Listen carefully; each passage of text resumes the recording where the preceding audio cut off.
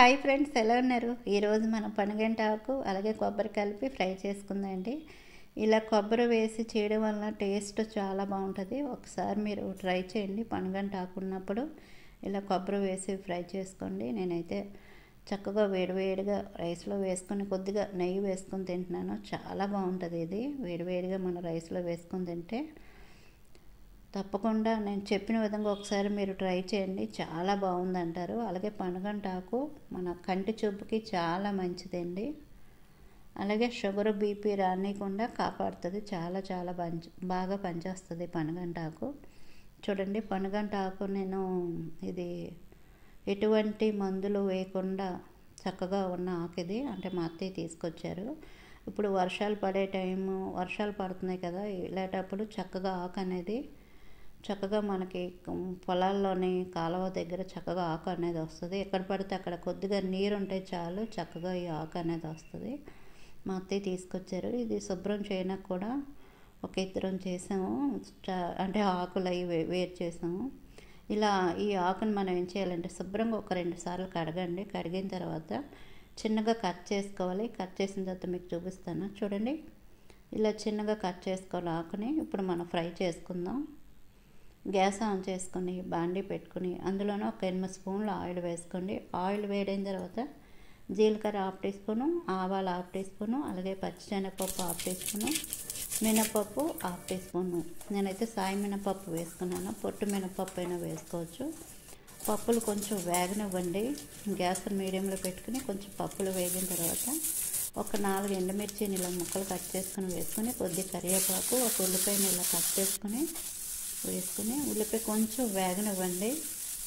ఉల్లిపాయ కొంచెం వేగిన తర్వాత ఒక వెల్లుల్లిపాయ పెద్ద తీసుకుని, నేను పొట్టు కూడా తీయలేదు, చక్కగా దంచి వేసుకున్నాను. ఇలా దంచి వేసుకుంటే మనకి టేస్ట్ బాగుంటుంది. వెల్లుల్లి దంచి వేసుకొని కొంచెం వేపండి. వెల్లుల్లి కూడా కొంచెం వేగిన తర్వాత 1/2 టీ స్పూన్ పసుపు వేసుకొని, పసుపు వేసిన తర్వాత అంతా కలిసేలాగా కలుపుకోండి. ముందుగా మనం పొనగంట ఆకు కట్ చేసుకొని ఉంచుకున్నాం కదా, ఈ ఆకును వేసుకుందాం. చూడండి, ఆకు వేసేటప్పుడు ఎక్కువలా కనిపిస్తుంది, కానీ వేగేసరికి చాలా తక్కువ అవుతుంది.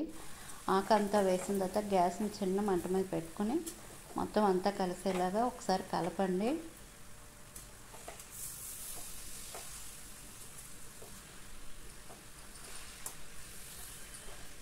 ఇలా అంతా కలిపిన తర్వాత ఉప్పు కూడా వేసుకుందాం. ఉప్పు వేసుకుంటే తొందరగా వేగుతుంది ఆకు.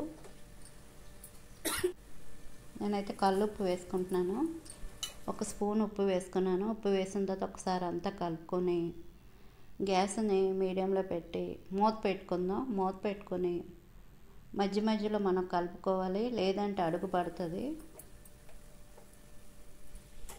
మూత పెట్టుకుందాం. మూత పెట్టుకుని మీరు మాత్రం మధ్య మధ్యలో కలుపుతూ ఉండండి, లేదంటే ఆకు మాడిపోతుంది, అడుగు పడుతుంది.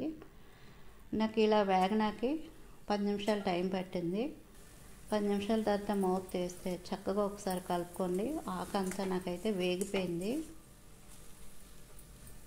చూడండి, ఆకు ఈ విధంగా వేగిపోయిన తర్వాత ఒక 1/2 టీ స్పూన్ కారం వేసుకుందాం. కారం వేసిన తర్వాత ఒక్క 2 నిమిషాలు మొత్తం అంతా కలిసేలాగా వేపండి. అలాగే షుగర్ నుండి మనకి బీపీ రాకుండా చక్కగా మనకి పనిచేస్తుంది. ఇలా పనగంట ఆకు మనకి ఉన్నప్పుడు వారానికి కనీసం ఒక 2 సార్లైనా తింటే అంటే షుగర్ అనేది కంట్రోల్లో ఉంటుంది. మనం కారం వేసిన తర్వాత వేపిన తర్వాత ఒక 2 నిమిషాల తర్వాత పచ్చి కొబ్బరి తురుం 1 కప్పు వేసుకోండి. కొబ్బరి తురుం కొంచెం ఎక్కువ తక్కువ అయినా పర్లేదు. అంటే కొబ్బరి తురుం కొంచెం ఎక్కువైనా టేస్ట్ బాగుంటుంది. నేనైతే 1 కప్పు వేసుకున్నాను.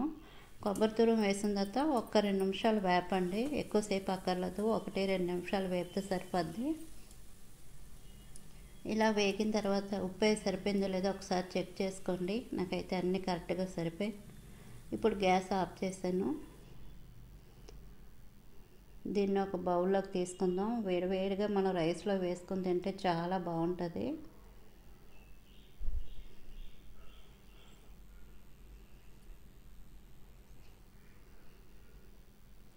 నేనైతే రైస్ పెట్టుకున్నాను. వేడివేడిగా ఉంది రైసు.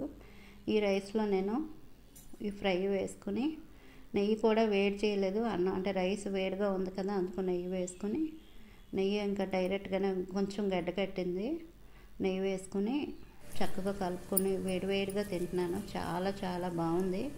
తప్పకుండా నేను చెప్పిన విధంగా మీరు ట్రై చేశారంటే చాలా బాగుంది అంటారు ఈ ఫ్రై. అలాగే ఎటువంటి మందులు వేయకుండా ఆర్గానిక్ ఇది పనుగంటి ఆకు, అందుకు చాలా చాలా రుచికరంగా ఉంది. ఇలా పనుగంటి ఆకు మీ దగ్గర ఉన్నప్పుడు తప్పకుండా ఒకసారి ట్రై చేయండి నేను చెప్పిన విధంగానే. ఈ వీడియో నచ్చితే మాత్రం ప్లీజ్ లైక్ చేయండి.